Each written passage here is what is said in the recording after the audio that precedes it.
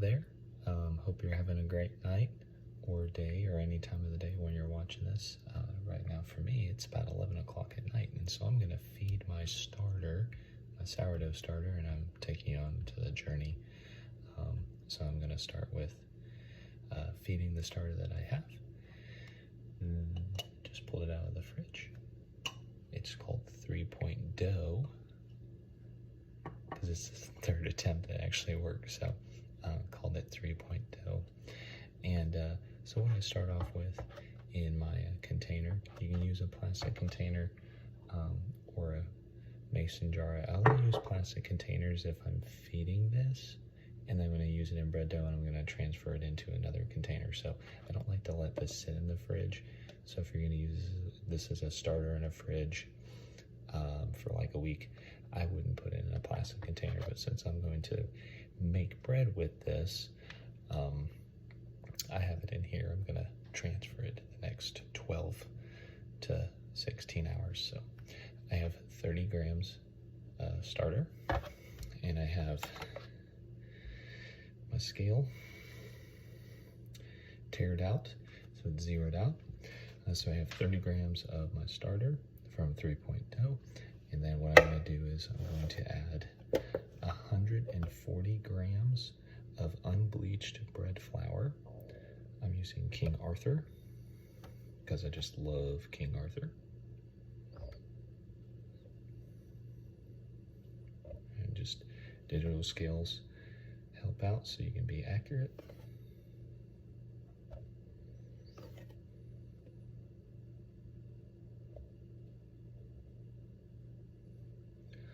Almost there. There we go, 140. So 140 grams of unbleached white bread flour. And now I'm going to add 125 grams purified water.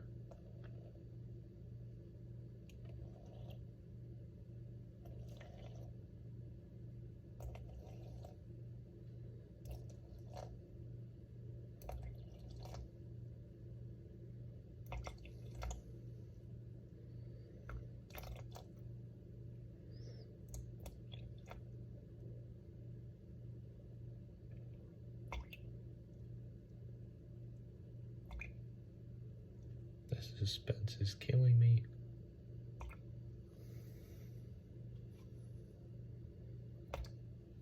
There we go. So 140 grams of bread flour, unbleached. The King Arthur that I use is 12.7% protein, just in case you want to know. And then 125 grams of purified, I don't know if I said room temperature water, but room temperature water. If you want it a little bit hotter than that, keep it in the 70 to 80 range, and then the 30 grams starter. So I like to take it off and mix it. I like to mix it vigorously. Everybody that I watch online says that this vigorous action helps mix it up, especially when you're starting your starter. Like initially, that vigorous action kind of helps get all the natural yeast in the air and bacteria. So I like to look in the bottom. I love using a plastic spatula and a wide-mouthed container. It just makes it easier to mix. You do you. Right? Now I'm gonna set this on the counter.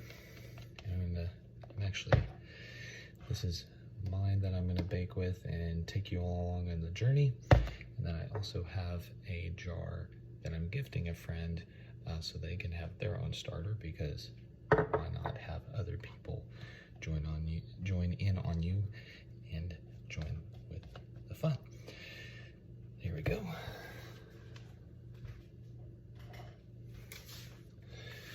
So like y'all have sometimes done, I have short hair, so I don't use a hairband like some people do, and I just like to kind of mark where that level is there so I can kind of see the growth. If if it doubles, I know it's ready to go to the next step. But what I'm gonna have this at, I'm gonna have it on the lid. You don't wanna close it all the way. That's a no-no. I like to have a little bit of space there. And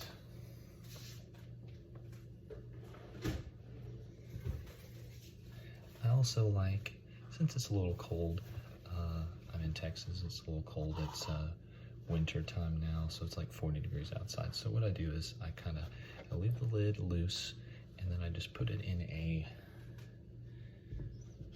nice little area where it can do its thing, right? So, same thing. I already added 30 grams of starter from my 3-point dough. I'm splitting this up and sharing it. And then this goes back in the fridge. This has been in the fridge for 4 days for my last loaf. So I'll be using this as pulling the starter, and then the discard I'll bake with. Usually like to make flat cakes, things like that. They're so yummy with some rosemary and some honey, or maybe some goat cheese if you like. So 30 gram starter, same thing. It's tared out, even with the spatula in it. It's tared out. 140 grams of unbleached white bread flour.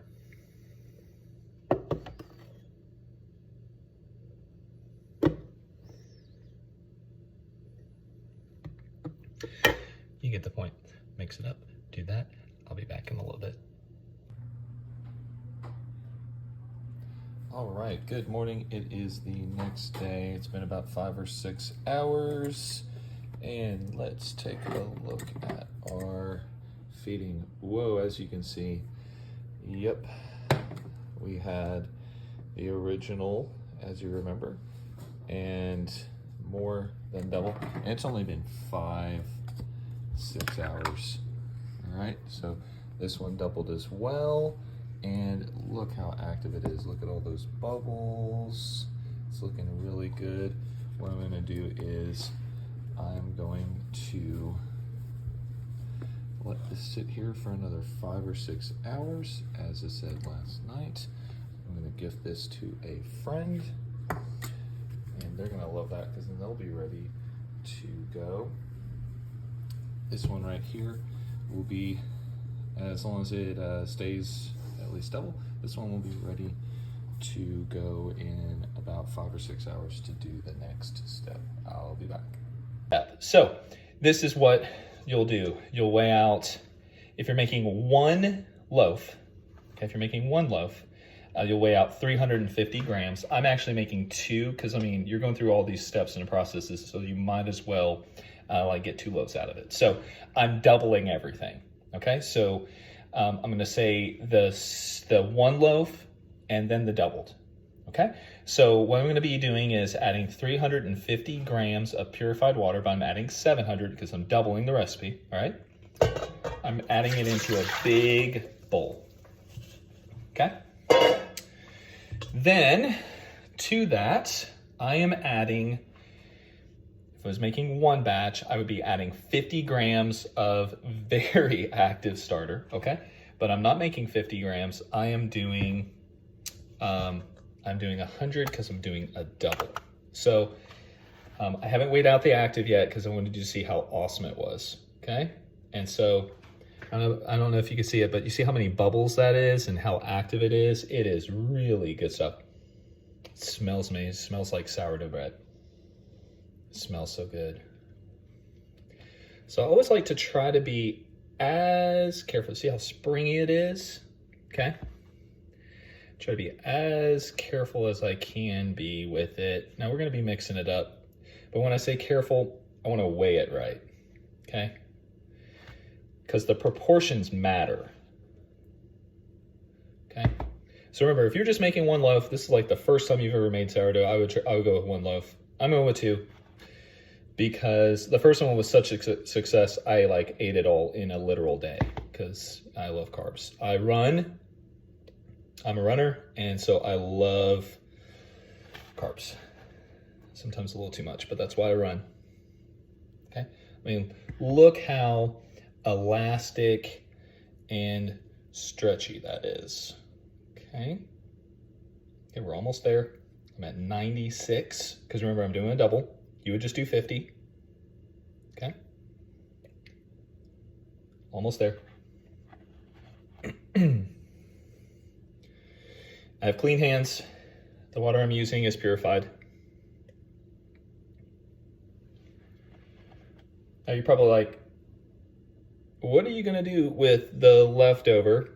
So the leftover, it's still good, right? I'm gonna now put this in my fridge because I don't need it to be active right now. I'm not gonna automatically feed it. I'm gonna put it in my fridge, and then the next time I wanna make dough or split it or share it or help somebody else out, I'm gonna take it out of the fridge for an hour or so, kind of let it get a little bit not cold, and then feed it. So I have that in my fridge. Sticky fingers, just how it is with sourdough. So what you're gonna do next is, now you have, by the way, my sourdough, before I mix it, see how it's floating? See how it's floating in there? It's not sinking to the bottom. When it floats, everybody you talk to, like experts, whatever, or novices like me, or people who've just been doing it for a while, will all say the float test works. And it does. The first 2 times for me, I did the float test. It sunk to the bottom, and I said, I'm sure I probably am fine. It's going to be fine. It sunk straight to the bottom. And those 2 loaves were a failure. That's why this is called 3-point dough. Why not name it, right? I mean, it's like a pet, or if anybody's from the 90s, the Tamagotchi, right? And so I have this mixed up, and what you want to do is you want it to be completely mixed up and incorporated. It'll look like milk. Okay, so now you'll see, looks like milk. Okay. Now's the time to add your salt. And now, if you're making one batch, 15 grams. Okay, I like it salty. So you can do 10 to 15 grams. I do 15 grams for 1 loaf. I'm making 2 loaves, so doubling that to 30, okay? Use whatever salt you want, okay? Kosher salt, pink Himalayan salt. Just don't use like that iodized salt, okay? Don't use that, all right? I ran out of kosher salt or sea salt, and so I'm using the pink Himalayan salt. It's fine. I did it on the last loaf. It tasted amazing. I loved it. Didn't bother me one bit. Okay. All right. So now 500 grams unbleached bread flour. Okay. Now I'm doing 1,000 because remember, I'm making 2 loaves. Okay. So it's a lot of dough. Okay. Have all this pre-weighed because it just helps. Now, there's people out there, they talk about auto lease, right? And so what that means is you're just mixing the water and the flour without your starter in it first for an hour or so. I'm sure that works for a lot of people. I haven't done that, so I'm just going with what works for me. You do the same. I'm just giving you a base. Now, what we're doing is we're mixing just to get like, a powdery, from powdery to combined, but not like, we're not like kneading, okay? We're just kind of like combining. And so I was watching this guy, he's British, and he had a wonderful accent. He was like, what you're looking for is a shaggy mess, right? And so that's what we have. We have a shaggy mess in here. I'll show you in just a minute. It's not completely combined. It will be. It's going to look weird. It's going to look shaggy. It's not completely, it hadn't done its thing yet. Remember, most of this flour, 1,000 grams of this flour has no active starter in it. I just put the active starter in it. So the active starter now is mixed in, okay? It's mixed in. I like to who doesn't like playing with stuff that's just reminds me of like Play-Doh, okay? You're gonna have some sticky hands. It's okay. It's fine. All right. So here you go. This is what it looks like, right? Shaggy mess, right? See, it's already just after just a couple minutes in there, it's already starting to build some strength, okay? But what it needs to do is it needs to sit. Don't mess too much with it, okay? Don't mess with it too much. It needs to sit and the gluten needs to chill out, okay? That's the one thing I know. I'm not, you know, I'm not a trained chef or anything like that. I'm just a guy who likes to cook, likes to bake. I like to know how things work. I like to understand things. I'm a school teacher, science teacher, and a math teacher, so I love just observing, watching things happen in the world, okay? So, I'm gonna do shaggy mess, okay? Right? Shaggy mess, it needs to chill out, okay? For at least 1 hour, okay? At least 1 hour. So what you wanna do is you wanna put a towel over it, okay? I know, it's weird. Halloween, it's the towel I have, it's January. It's fine, everything's fine. All right, I'll do dishes so my wife isn't like cooking. All right, so what we're gonna do is minimum 1 hour, okay? Gluten has to chill out, minimum 1 hour. Tops 4 or 5, okay? I've left it there, it's fine, okay? This is really cool. What's cool about sourdough is you can kind of do things here and there in between. You can still live your life. You just have to set up little areas where you can do this, okay? So at least 1 hour. I'm gonna let it sit probably closer to 4, minimum 2, probably come back into 2. And then what I'm gonna do is there'll be 4 folds after 30 minutes, okay? And I'll show you what that looks like in just a minute. All right, so I'm back for the first fold. So hopefully you can see how stretchy it is. Just a minute, sweetie. Okay, so this is gonna be our first pull and fold. So you can see there's a lot of strength there. Pull and fold. So let me try to tip the bowl here. So you see, you pull the edges, you pull up, and then you fold towards the center, okay? Still really sticky, it's gonna be like that, okay? But this is your first pull and fold. And so basically what you're trying to do is you're trying to stretch, test the strength, and then also build the air and help the gluten strands build and get stronger. So I'll be back in just a little bit for the second fold. All right, we're back. Time for fold number 2. So it's been 30 minutes. Still looks good.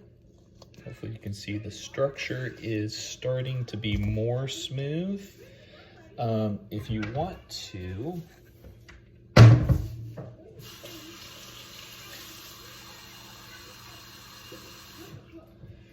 if you want your fingers not to stick so much, you can kind of dip them in water.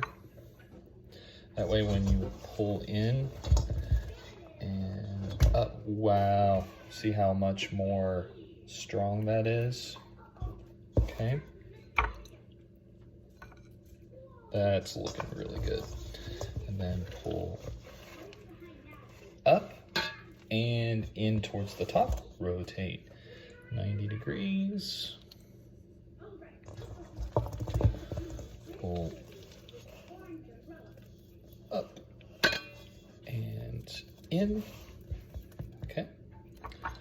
Final for number 2.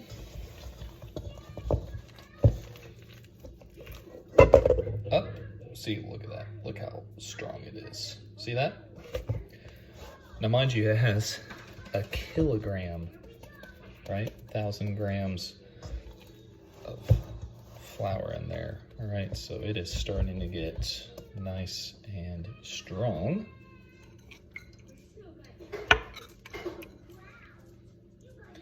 Okay, so once again, fold number 2 is done. ready for fold number 3. Towel it back up, 30 minutes. See you back. All right, so it is time for the 3rd fold. Going to pick up, whatever that is, and fold. Don't mind my daughters fighting.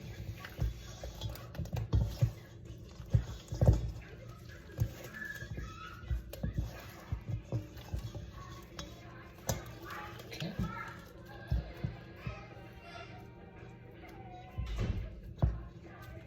Right, so that is the 3rd fold. If you want to add anything like rosemary or other ingredients in there, you can. See you in the 4th fold. All right, so here is the final fold. What I'm gonna do is I'm gonna transfer it to a bigger bowl. And just kind of let it do its thing.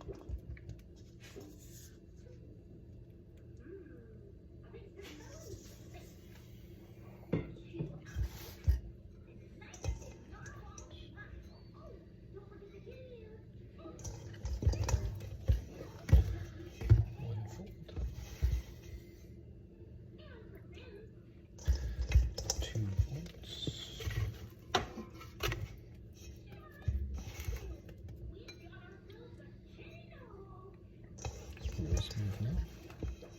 3 folds.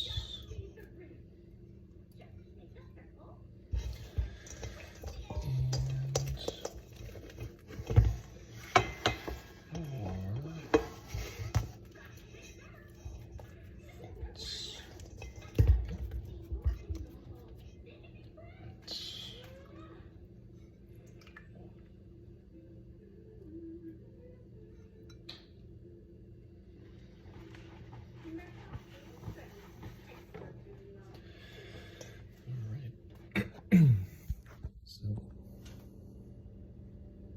that's what it looks like.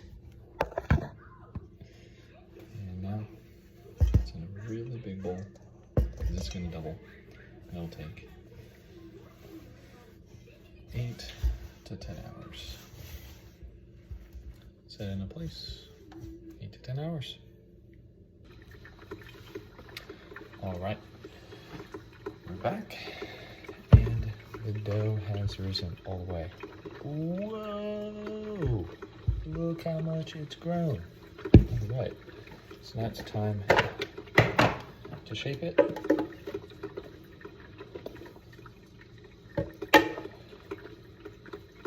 Light dusting.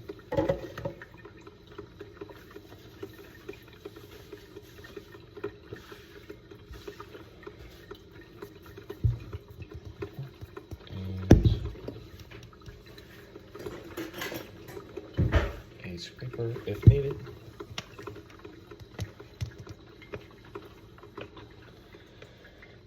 All right. There's a lot of air pockets. You want as much as that in there, so I'm just letting gravity work.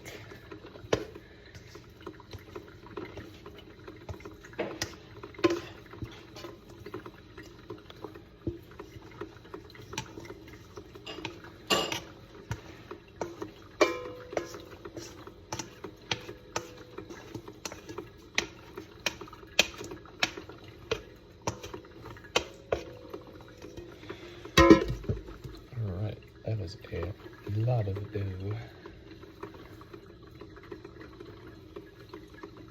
Alright, so it's 2 loaves. So I'm going to use this and just go for it.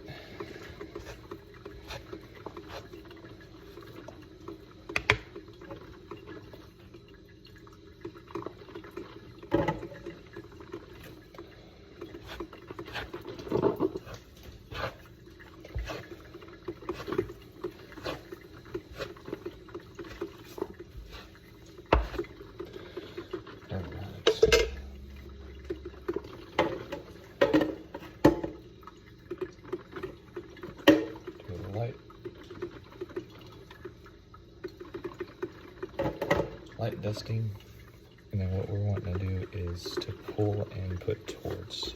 Pull, towards, pull and towards, pull and towards. So what I'm trying to do is I'm trying to create some tension.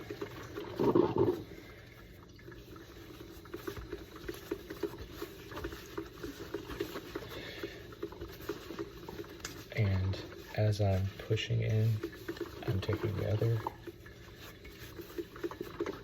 and creating tension. So see how nice that is? Okay, so we can go to the other one.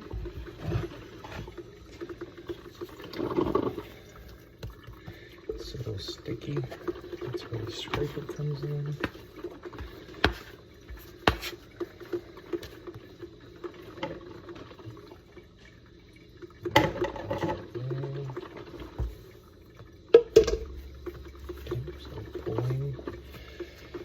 Towards the center.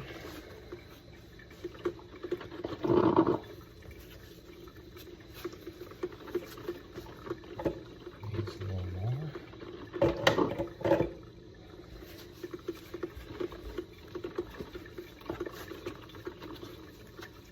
Pulling towards the center again.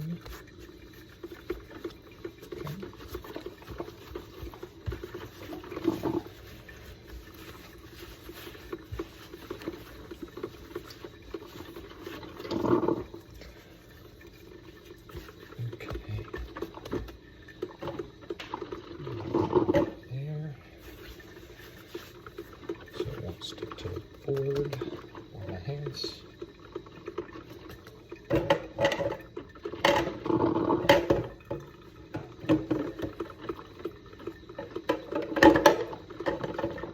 Alright, so now I have 2 bowls, and what I do is I'm dusting the towels enough or it won't stick. And so see, it's nice and round, nice and pretty. So what you want to do is you want to flip, and then there's some seams there. You want to put that gently into the bowl. Okay. It's going to do its final proof.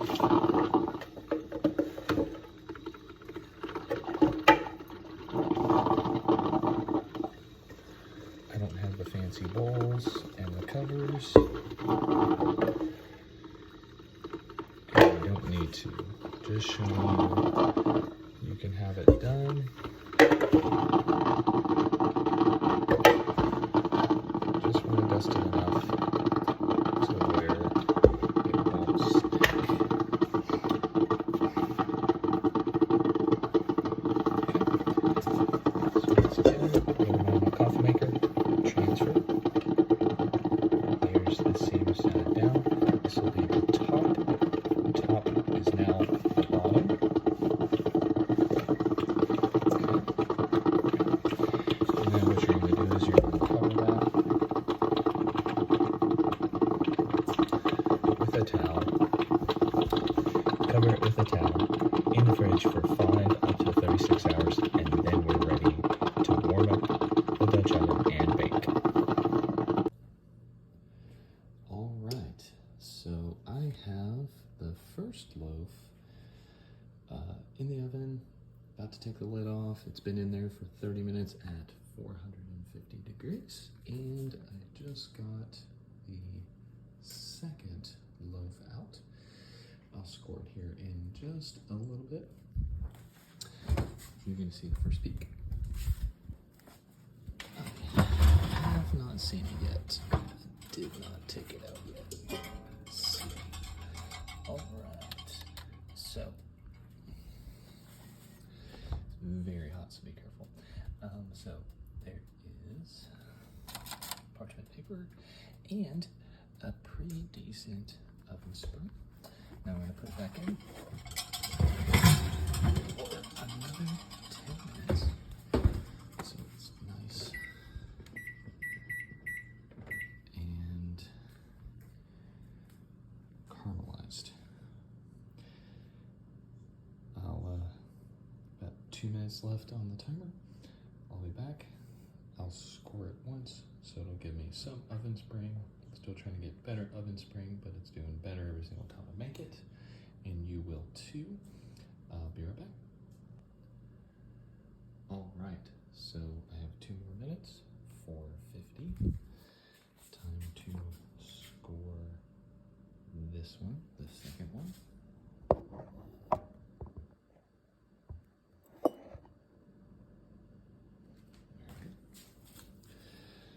So, okay.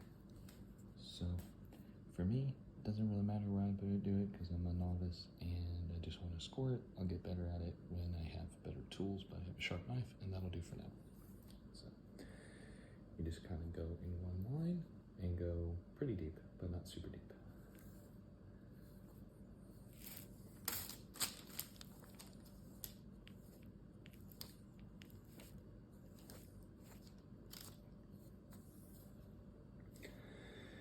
If you didn't cut deep enough, just cut a little bit deeper. That way, when it cooks, it'll expand, steam comes out.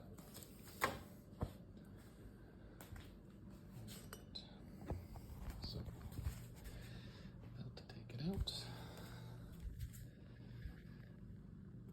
And you can see it's already starting to kind of spring expand. Got a little bit of time left. My pot holders have the hot lid that I'll put back on when I put the second one in. Open up that. Pot holders, pull out the tray, lift hot sourdough loaf over here to dry.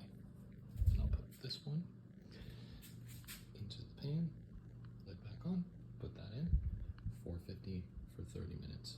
Then take the lid off for 10 minutes. Then it's done.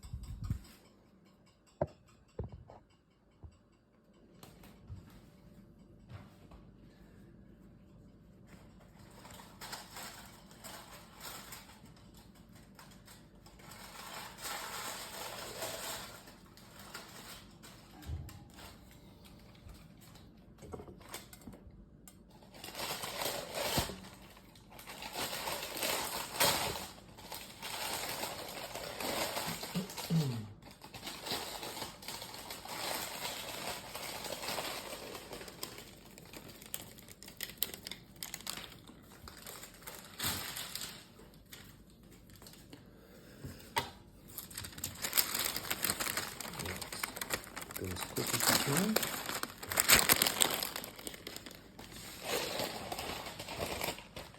Open. All right, see that? It's in there.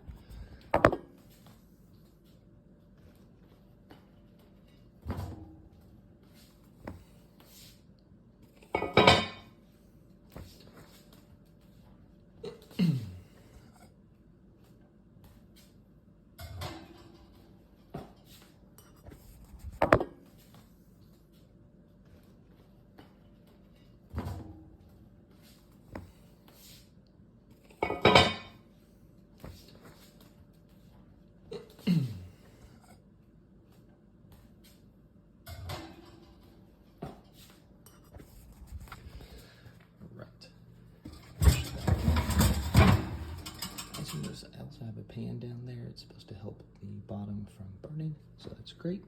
All right, close that in. 30 minutes, timer. Then the timer will go off. Take the lid off. 10 more minutes, then done. All right, let's take a look at this one.